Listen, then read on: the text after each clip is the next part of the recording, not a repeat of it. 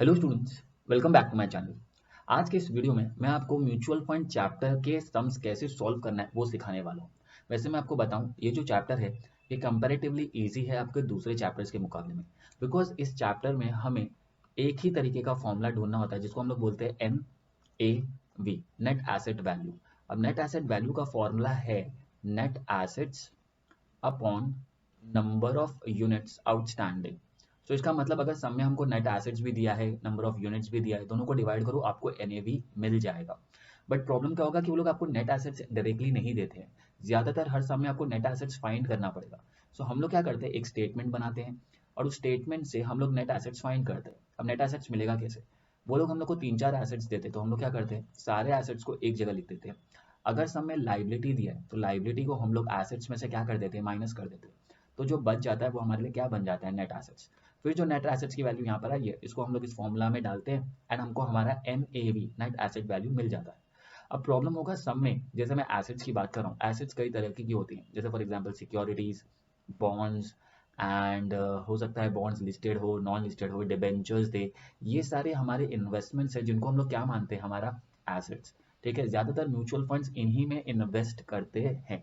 तो हम लोग को सब में ऐसे कुछ नाम दिए होंगे, ज्यादातर हो सकता है शेयर्स दिया हो, सब में हो सकता है ऐसा भी बोला हो कि मेरे पास सपोज 5 शेयर है और एक शेयर की वैल्यू 100 रुपीज है, तो मेरे इन्वेस्टमेंट की वैल्यू मुझे कैसे मिलेगी, 5 × 100 करके कितना आएगा, 500।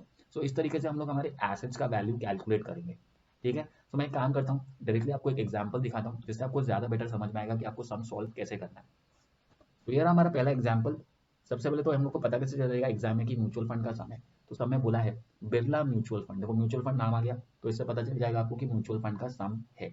आगे बोला हैड द फॉलोइंग एसेट्स, देखो इतने सारे एसेट्स दिए, काश एक ही एसेट देते, डायरेक्ट फॉर्मुला लगाते आंसर आ जाता। बट इसमें ज्यादातर बहुत सारे एसेट्स दिए, तो अगेन जैसे मैंने आपको बताया क्या बनाना पड़ेगा, हम लोग को एक स्टेटमेंट बनाना पड़ेगा जिसका नाम क्या होगा, नेट एसेट्स। ठीक है, स्टेटमेंट शोइंग नेट एसेट्स या फिर कंप्यूटेशन ऑफ नेट एसेट्स, इस तरीके से हम लोग क्या करेंगे, एक पूरा टेबल बनाएंगे और ये जितने भी इन्वेस्टमेंट्स हमको दिए हम लोग लिख देंगे। अब वो लोग ने बोला है कि ना एसेट्स के साथ साथ उनका प्राइस भी दिया है एज ऑन 1 अप्रैल 2019।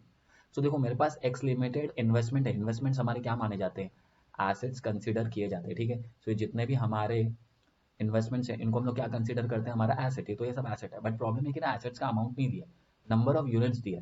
जैसे फॉर एग्जाम्पल एक्स के मेरे पास कितने यूनिट्स है, 10,000 यूनिट है और एक यूनिट कितने रुपए का है, 18 रुपए का है। तो मुझे मेरे इन्वेस्टमेंट की वैल्यू मिलेगी कैसे, तो मैं टेबल में जाऊंगा, ऐसे लिखूंगा एक्स लिमिटेड, मेरे पास कितने यूनिट्स हैं, 10,000, और उसको क्या कर दूंगा, मल्टीप्लाई कर दूंगा 18.5 से।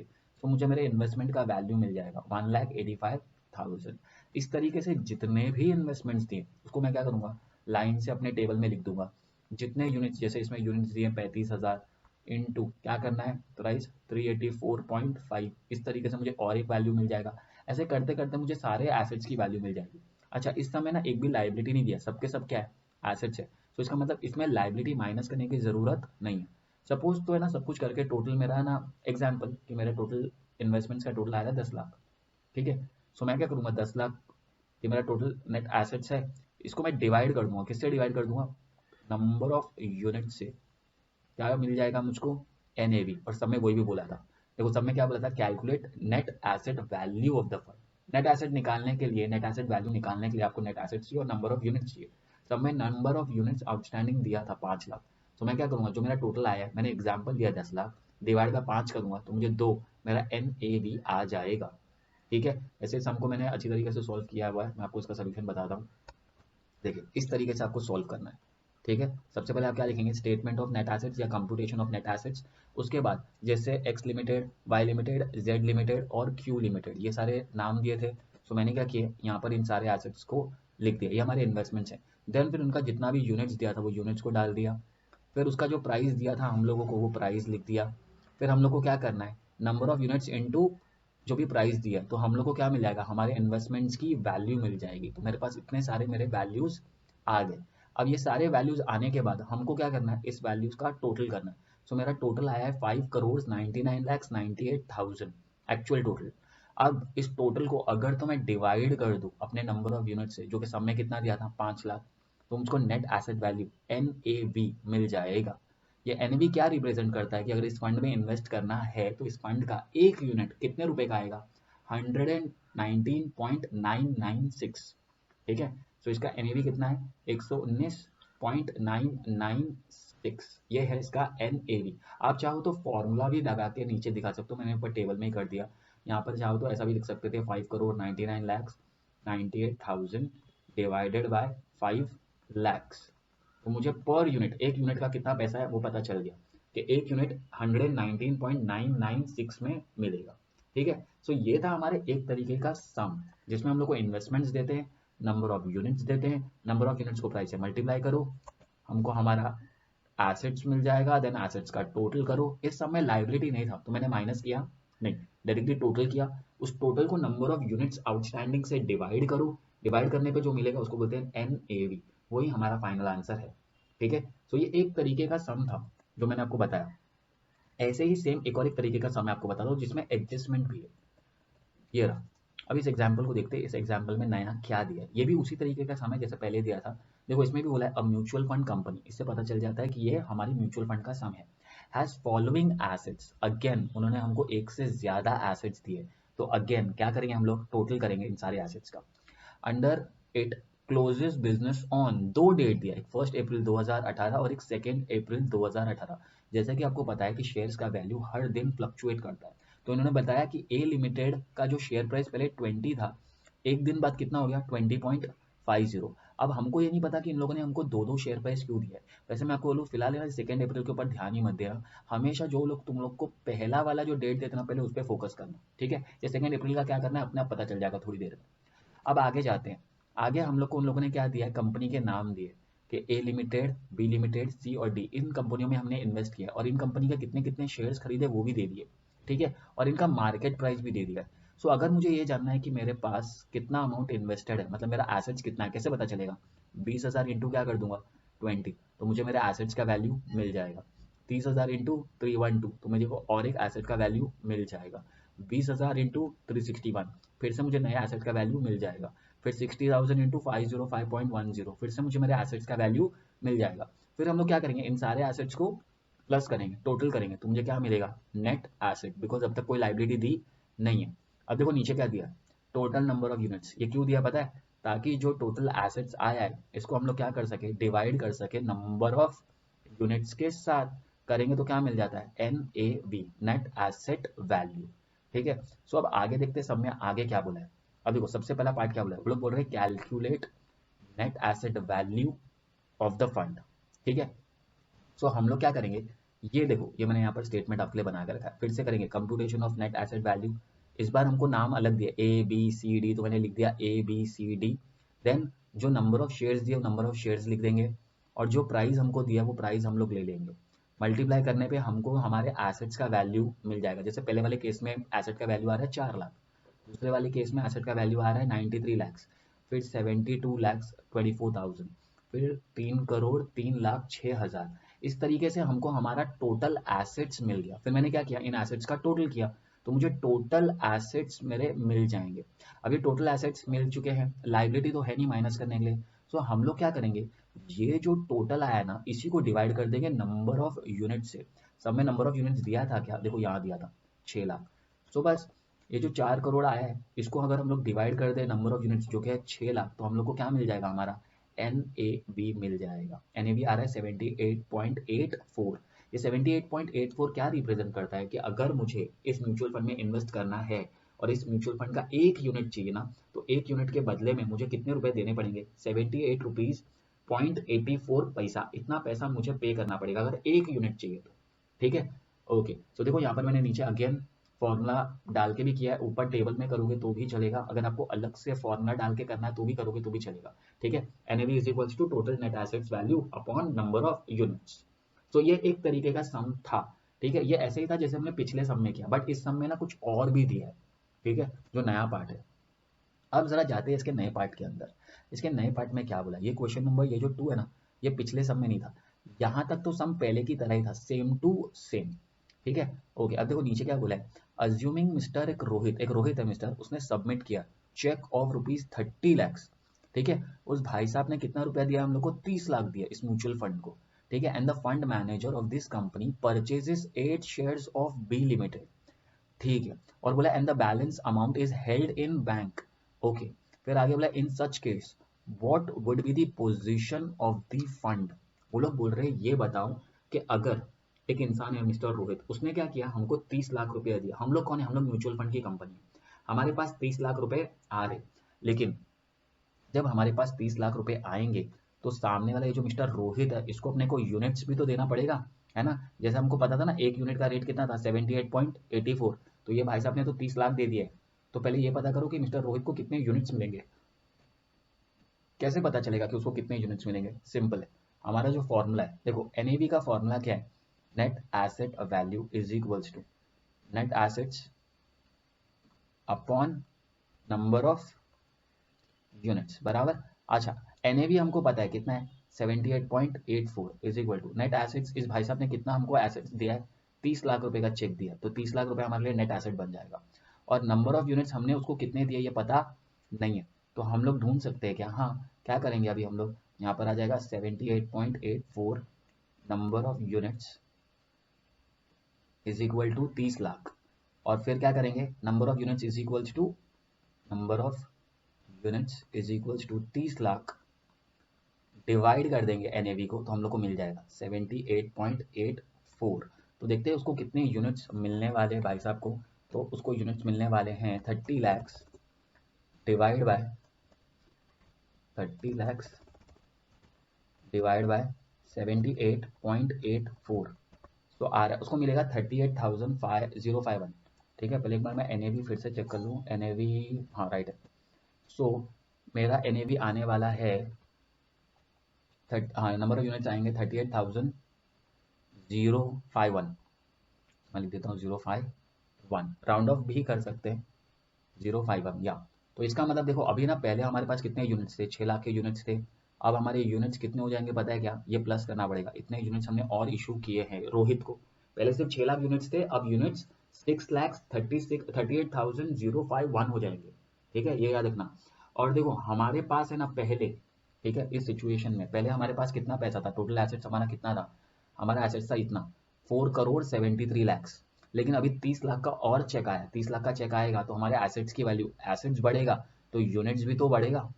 ठीक है, तो हम लोग अमाउंट ऊपर बढ़ा रहे, नीचे नहीं बढ़ाएंगे, ऐसा चलेगा क्या, नहीं। ठीक है, सो अब हम लोग क्या करेंगे, फिर से नया स्टेटमेंट बनाएंगे। ये है हमारा स्टेटमेंट नंबर 2। ठीक है, स्टेटमेंट नंबर 2 देखोगे ना तो सब कुछ सेम रखा है मैंने। ठीक है, वही सेम क्या किया हम लोग ने, सबसे पहले यहाँ पर लिख दिया ABCD। ठीक है, ए लिमिटेड के अपने पास पहले कितने शेयर्स थे, 20,000, अभी भी कितने शेयर्स है, 20,000। बी लिमिटेड के पहले कितने शेयर्स थे, 30,000, अभी कितने, 38,000। ये 38,000 कैसे हो गया भाई। ठीक है, तो मैं आपको सब में रीड करके बताता हूँ। यहाँ पर देखो बोला था ना कि हमको जो सबमिट किया था ना उसने 30 लाख का चेक म्यूचुअल फंड को, तो उसमें से फंड मैनेजर ने क्या किया, fund manager of the company purchases 8,000 shares of B limited. तो पहले ए लिमिटेड के मेरे पास 30,000 शेयर्स थे, बट अब सेकंड सिचुएशन में मेरे पास कितने शेयर्स हो जाएंगे, 38,000। ठीक है, इसीलिए मैंने यहाँ पर कितना लिया है, 38,000। बाकी हमारा जो प्राइस है वो क्या रहने वाला है, सेम।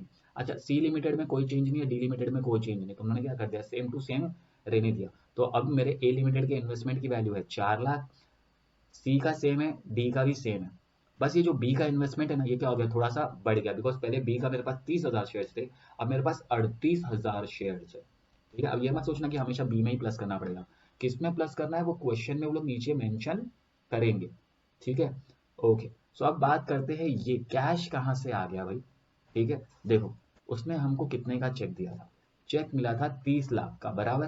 ठीक है, जिसमें से हमने क्या किया, 8,000 के क्या कर दिए, 8,000 शेयर्स खरीदे बराबर। कौन सी कंपनी के शेयर खरीदे थे, बी लिमिटेड के। बी लिमिटेड का एक शेयर कितने रुपए का था, 312.40। सो अगर मैंने 8,000 शेयर्स खरीदे हैं 312.40 के भाव से, तो मेरा 24,99,200 रुपये तो चला गया शेयर्स में, लेकिन बचा हुआ पैसा तो मेरे पास ही है ना। सो वो कितना है, 5,08,000। ये हमने बैंक में रखा हुआ है, तो ये भी तो हमारा एसेट है। हो सकता है फ्यूचर में हम लोग इससे और शेयर्स खरीदें, ये पैसा अपने पास ही पड़ा है। क्वेश्चन में बोला भी था एंड द बैलेंस अमाउंट, ये बैलेंस अमाउंट मैंने ढूंढा है। मैंने क्या किया, जो 30 लाख मिला था उसमें से जो शेयर्स हमने खरीदे थे उसका वैल्यू को माइनस कर दिया। ठीक है, क्लियर। सो यहाँ पर अब जाए तो हमारा कैश एक्स्ट्रा एक एसेट है जो कि है 5,08,000। इन सबको मिला के अब मेरे एसेट्स की वैल्यू कितनी हो गई है, टोटल बढ़ गई है। पहले मेरे एसेट्स की वैल्यू थे 4,73,00,000, बट अब है 5,03,02,000, बिकॉज 30 लाख का चेक आने की वजह से मेरे अमाउंट ऑफ इन्वेस्टमेंट्स क्या हो गए, बढ़ गए। लेकिन जैसे मेरे अमाउंट ऑफ इन्वेस्टमेंट्स बढ़ गए, उसी तरीके से मेरे यूनिट्स भी क्या हो गए, बढ़ गए। अच्छा, सेकंड सिचुएशन में ना एनएवी निकालने के लिए नहीं बोला है, हाँ, एनएवी मत निकाल देना। सेकंड सिचुएशन में सिर्फ इतना बताया, बोला हाँ, हमारे फंड का पोजीशन क्या है ये बताओ। ठीक है, देखो चेक करो क्या बोला था हमको। सिर्फ वो लोग ये बोल रहे हैं कि ये बताओ in such case what would be the position of the fund. तो पोजीशन के हिसाब से मैं आपको बताऊं तो फंड का जो एसेट्स है वो बढ़ गया 30 लाख से। ठीक है, 5 लाख 5,03,02,000 हो गया।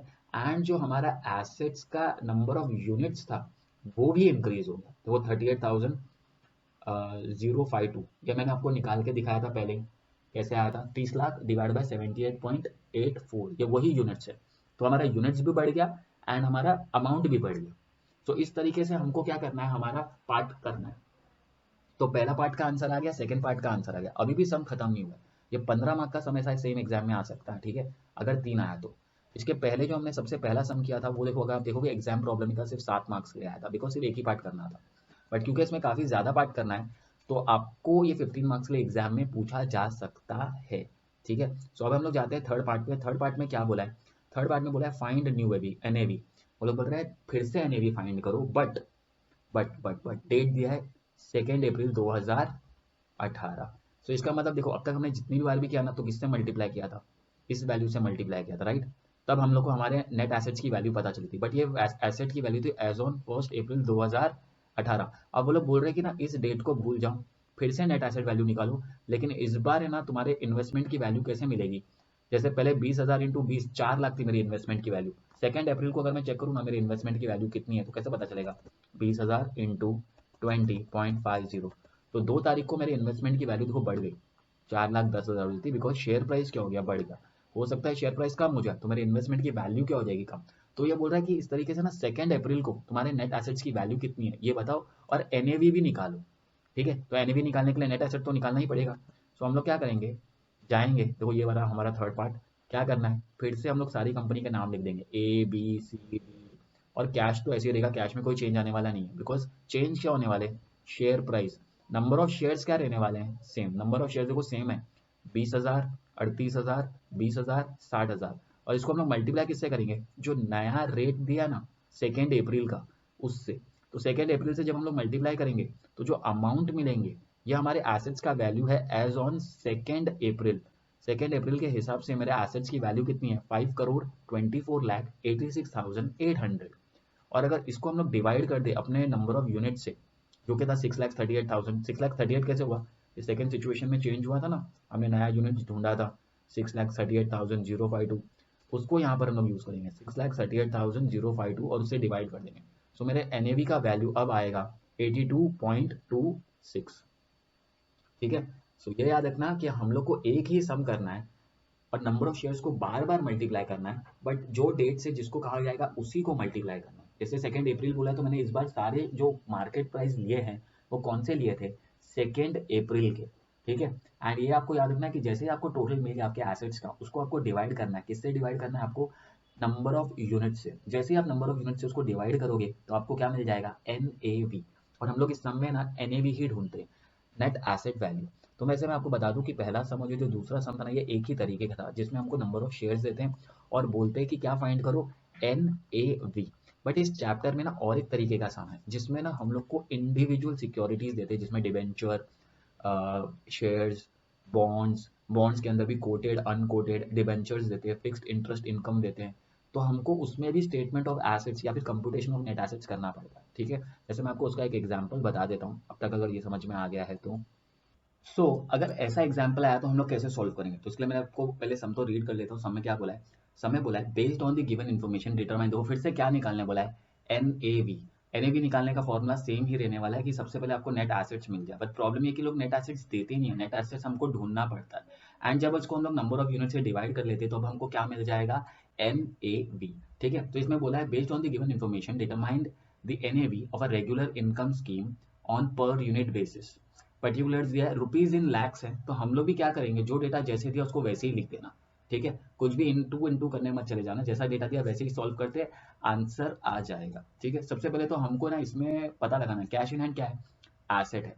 लिस्टेड सिक्योरिटीज हमारा एसेट है, बॉन्ड्स एट कॉस्ट एसेट है। अच्छा यहाँ पर बोला है बॉन्ड्स एंड डिवेंचर्स दिया है 4.30 और नीचे बोला है of these bonds not listed is 1, मतलब ये कितना होगा पता है 3.3, क्योंकि 4.3 टोटल बॉन्ड्स है, वो लोग बोल रहे इसमें से नॉन लिस्टेड कितना है 1, सो इसका मतलब जो लिस्टेड बॉन्ड्स होंगे वो कितने होंगे 3.3।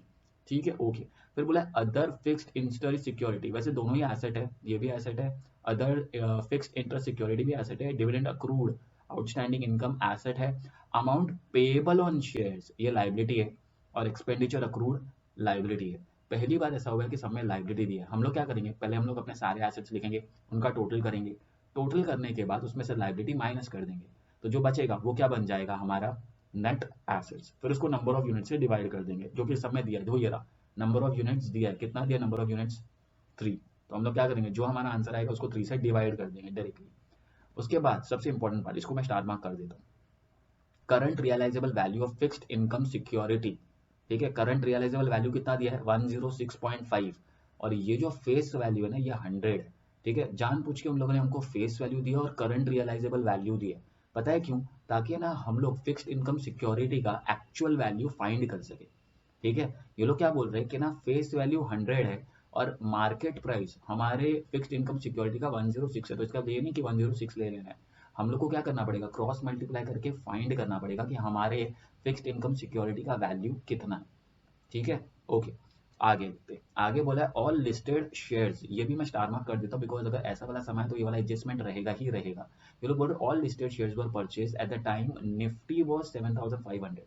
तो सबसे पहले तो मैं आपको बता दूं निफ्टी क्या है। निफ्टी एक बैरोमीटर है, जैसे फॉर एग्जांपल हमारे इंडिया में दो तरीके के स्टॉक एक्सचेंज होते हैं, एक होता है अपना नेशनल स्टॉक एक्सचेंज, दूसरा होता है बॉम्बे स्टॉक एक्सचेंज। तो जो नेशनल स्टॉक एक्सचेंज का बैरोमीटर है वो है निफ्टी। निफ्टी हमारा मार्केट बताता है ऊपर है या नीचे। तो जब मैंने शेयर्स खरीदे थे ना तब निफ्टी कितना था 7500, लेकिन आज जब हम लोग ये कैलकुलेशन कर रहे हैं तब निफ्टी कितना है 10,000। इसका मतलब मार्केट ऊपर चला गया। तो अगर मार्केट ऊपर जाएगा तो मेरा जो शेयर्स का वैल्यू है वो भी तो ऊपर जाएगा। तो ये जो 20 दिया ना ये करेक्ट वैल्यू नहीं दिया, ये मुझे तभी का वैल्यू दिया है जब मार्केट कितना था 7,500। सो मैं क्या करूंगा क्रॉस मल्टीप्लाई करके आज का नया वैल्यू फाइंड कर दूंगा। ठीक है, ये याद रखना, शेयर्स की वैल्यू हमेशा फ्लक्चुएट होती है, कभी कम कभी ज्यादा। जब मैंने इन्वेस्टमेंट किया था तब 7,500 था, बट आज निफ्टी कितनी है 10,000। तो ये इंडेक्सेशन करके कैसे फाइंड करना है वैल्यू वो मैं आपको बता दूंगा। अब उन्होंने बोला listed bonds and debentures carry market value, debentures and bonds का मार्केट वैल्यू हमको डायरेक्टली 5 दे दिया। तो इसका मतलब जो ऊपर हमको वो बॉन्ड्स एंड डिवेंचर्स दिया था ना जो हम लोग 3.3 लेने वाले थे, वो 3.3 ना लेके हम लोग डायरेक्टली कितना लेंगे 5। ठीक है, तो हम लोग क्या करेंगे डायरेक्टली कितना ले लेंगे 5। सो हम लोग क्या करते हैं इसका सोल्यूशन प्रिपेयर करते हैं। देखो सबसे पहले तो क्या करना है, हमको प्रिपेयर करना पड़ेगा एक टेबल। अब टेबल के ऊपर आपको फिर से क्या लिखना है, टेबल के ऊपर हम लोग लिखेंगे कंप्यूटेशन ऑफ नेट एसेट्स। ठीक है, नेट एसेट्स फाइंड कर रहे हैं हम लोग राइट। नेट एसेट्स फाइंड करने के लिए यहाँ पर मैं डाल देता हूँ पर्टिकुलर्स, पर्टिकुलर्स के बाद यहाँ पर आएगा रुपीज, और सबसे पहले हमको सब में दिया था कैश इन हैंड। अच्छी बात है कि कैश इन हैंड हमको डायरेक्टली दे दिया, ढूंढने की जरूरत नहीं है। तो कैश इन हैंड कितना दिया है 1.23, तो मैं यहाँ पर भी लिख देता हूँ 1.23, ये सब रुपीज इन लैक्स है तो मैं पैसे ही ले रहा हूँ। ठीक है, उसके बाद हमको क्या दिया था लिस्टेड शेयर्स। अभी लिस्टेड शेयर्स के ऊपर एडजस्टमेंट था, कैसे ढूंढना है मैं आपको बताता हूँ। लिस्टेड शेयर्स, ठीक है, अच्छा देखो लिस्टेड शेयर्स हमको सब में कितना दिया, लिस्टेड शेयर्स हमको सब में दिया 20, तो यहाँ पर आपको लिखना है 20 और इसको मल्टीप्लाई करना है। ठीक है, अच्छा आज का वैल्यू कितना है, आज का वैल्यू है निफ्टी का 10,000, तो वो ऊपर लेना है। और जब हमने इन्वेस्टमेंट किया था तब निफ्टी का वैल्यू कितना था 7,500, उसको आपको नीचे लेना है। ये आपको याद रखना है कि ये वाला पार्ट तो आएगा ही कि हमने निफ्टी में इन्वेस्ट किया, तो आप जब इन्वेस्टमेंट का जो पहले का वैल्यू दिया ना उसको नीचे डाल देना डिनोमिनेटर में, और निफ्टी का जो आज का वैल्यू है उसको कहाँ डाल देना, ऊपर डाल देना। ठीक है, तो इस तरीके से आपको आपका इंडेक्सेशन करके नया वैल्यू मिल जाएगा। और अगर लॉजिकली बताऊं तो आप ऐसा कर सकते हो, जैसे फॉर एग्जांपल जब मैंने इन्वेस्टमेंट खरीदा था, ठीक है, तब निफ्टी कितना था, मतलब 7,500 पे हमारे इन्वेस्टमेंट की वैल्यू थी 20, आज कितना है 10,000। तो हम लोग क्या करेंगे क्रॉस मल्टीप्लाई करके पता लगाएंगे निफ्टी अगर 10,000 हो रहा है तो मेरे शेयर की वैल्यू कितनी होनी चाहिए। तो 20 × 10,000 डिवाइड बाय 7,500, तो आ रहा है 26.66 आ रहा है, मैं राउंड ऑफ कर देता हूँ 26.67 कर देता हूँ। ठीक है ओके, ये याद रखना। जब वापस से मैं एक बात बता दूं कि जब निफ्टी 7,500 थी तो मेरे इन्वेस्टमेंट की वैल्यू कितनी थी, 20। अब निफ्टी हो गया है 10,000, तो मेरे इन्वेस्टमेंट की वैल्यू कितनी हो गई, 26.67। निफ्टी बढ़ेगा तो मेरे शेयर्स का वैल्यू भी तो बढ़ेगा, ठीक है। ओके, सो ये हो गया अपना इंडेक्सेशन का पार्ट। ये हमेशा आएगा लिस्टेड सिक्योरिटीज में, राइट। ओके, उसके बाद बारी आती है बॉन्ड्स, ठीक है। बॉन्ड्स में दो थे, तो मैं लिखता हूँ लिस्टेड बॉन्ड्स, ठीक है, एंड अनलिस्टेड बॉन्ड्स। सब में हमको लिस्टेड अनलिस्टेड करके दिया था, सो मैं लिख देता हूँ अनलिस्टेड बॉन्ड्स। अच्छा, लिस्टेड बॉन्ड्स एंड डिबेंचर का वैल्यू है ना, उन लोग ने नीचे एडजस्टमेंट में डायरेक्टली दे दिया था। उन्होंने बोला था मार्केट वैल्यू 5 है, तो मैं डायरेक्टली 5 लिख देता हूँ। कहाँ दिया था, ये रहा, देखो। लिस्टेड बॉन्ड्स का डायरेक्टली दिया 5 लाख, ठीक है। ओके, और अनलिस्टेड का यहाँ पर है ना हमारे पास कितना था, 1, तो मैं यहाँ पर डायरेक्टली जाके लिख दूंगा 1। उसके बाद बारी आएगी हमारे लिस्ट में अदर फिक्स्ड इंटरेस्ट सिक्योरिटीज की, तो मैं लिख देता हूँ अदर फिक्स्ड इंटरेस्ट सिक्योरिटीज। अच्छा, इसमें भी हम लोग को है ना वैल्यू दिया था कि है ना, ये जो फिक्स्ड इनकम सिक्योरिटी है इसका वैल्यू कितना है, 4.5, ठीक है। 4.5 आज है, एंड 4.5, अच्छा 4.5 टाइप कॉस्ट दिया है, एंड नीचे एडजस्टमेंट ये रहा, इसका एडजस्टमेंट भी दिया था, करंट रियलाइजेबल वैल्यू कितना दिया है इसमें भी, 100 और 106। इसका मतलब क्या हुआ कि है ना, जब हमारा बॉन्ड 100 था तो बॉन्ड की वैल्यू कितनी चल रही थी, 4.50। आज इसकी करंट मार्केट प्राइस कितनी है, 106.50। तो हमारे इन्वेस्टमेंट की वैल्यू कितनी होगी, क्या करेंगे आगे, क्रॉस मल्टीप्लाई। तो 4.5 इंटू 106.50 डिवाइड बाय 100, तो आंसर आएगा, फिर से एक बार मैं कर देता हूँ, 4.5 इंटू 4.5 इंटू 106.50 डिवाइड बाय 100, सो आ रहा है 4.7925। तो मैं पूरा जो दिया है वही ले लेता हूँ, ठीक है। यहाँ पर हम लोग डाल देते हैं 4.7925, 7925, ठीक है। सो इस तरीके से लेंगे तो गलत आने का आंसर थोड़े कम है, ठीक है, 4.7925। अब आगे बढ़े तो अच्छा, एक बार मैं यहाँ पर कैलकुलेशन भी आपको करके बता दूँ, इंटू 106.5 डिवाइड बाय 100। आप लोग हमेशा यह याद रखना, डिवाइड किससे करना है, पहले वाले वैल्यू से, और मल्टीप्लाई किससे करना है, जो आज की वैल्यू दी गई है, चाहे वो सिक्योरिटीज हो, चाहे वो फिक्स्ड इंटरेस्ट सिक्योरिटीज हो, या लिस्टेड शेयर्स हो, या कोई भी पार्ट, ठीक है। मल्टीप्लाई उससे करना है जो आज का वैल्यू है, और डिवाइड उससे करना है जो पहले का वैल्यू है। ओके, सब आगे जाते हैं। अदर सिक्योरिटीज के अलावा दिया है डिविडेंड अक्रूड। डिविडेंड अक्रूड में कोई प्रॉब्लम नहीं है, जैसा दिया वैसे ही लिख देते हैं, डिविडेंड अक्रूड। अब ये डिविडेंड अक्रूड कितना दिया है, डिविडेंड अक्रूड हमको दिया है 0.8, तो मैं लिख देता हूँ 0.8। उसके बाद कोई और एसेट्स नहीं है, तो एसेट्स का हम लोग क्या कर देंगे, टोटल कर देंगे। एंड देन इसमें से हम लोग क्या करेंगे, लाइबिलिटीज माइनस करेंगे। दो लाइबिलिटी दिया है, एक तो दिया है amount payable on shares, amount payable on shares. दूसरा हम लोग को दिया है अक्रूड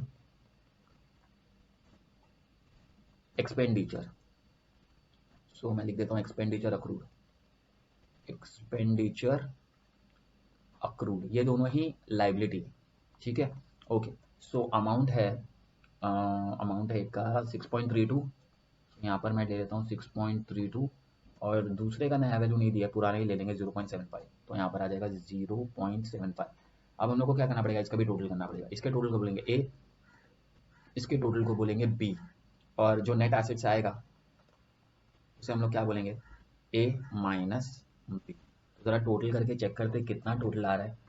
तो 1.23 plus 26.67 plus 5 plus 1 plus 4.29, sorry 7925 plus 0.8, तो आ रहा है 39.49, 39.4925। तो यहाँ पर मैं डाल देता हूँ आगे 25।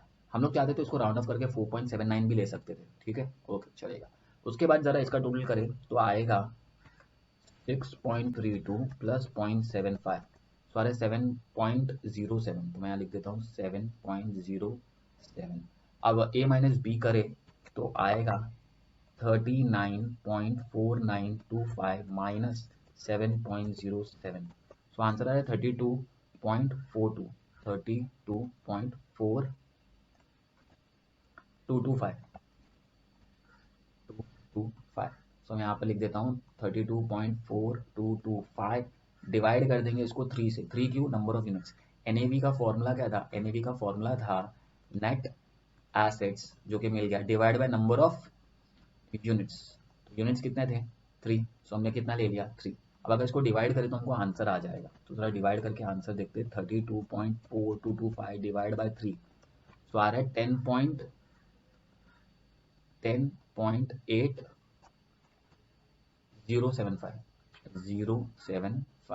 तो ये बन गया हमारा NAV। तो आपको याद रखना है कि दो तरीके के सम है म्यूचुअल फंड के अंदर। एक जिसमें डायरेक्टली हम लोग को इस तरीके से शेयर्स का वैल्यू दिया रहता है, और दूसरा तरीके का जो सम है ना वो इस तरीके से हम लोगों को दिया होता है जिसमें हम लोग को पूरा पार्ट कैलकुलेट करना होता है। हर एक एसेट दिया होता है, कुछ एसेट्स की वैल्यू हमको खुद बढ़ानी पड़ती है क्रॉस मल्टीप्लाई करके, और कुछ की वो लोग डायरेक्टली दे देते हैं। ठीक है, सो ये था हमारी म्यूचुअल फंड का पार्ट। मैं कोशिश करूंगा कि एक एग्जांपल और, ये एक एग्जांपल और है मेरे पास ऐसे ही, बट मैं कोशिश करूंगा कि इसको नेक्स्ट वाले वीडियो में कवर करूं ताकि वीडियो ज़्यादा लंबा ना हो जाए। सो नेक्स्ट पार्ट में मैं आपको इसका सोल्यूशन भी बता दूंगा कैसे सॉल्व करना है। तो चलिए फिर इस वीडियो में इतना ही। अगर आपको ये वीडियो पसंद आया तो आपको पता है क्या करना है। लाइक करो, सब्सक्राइब करो, शेयर करो,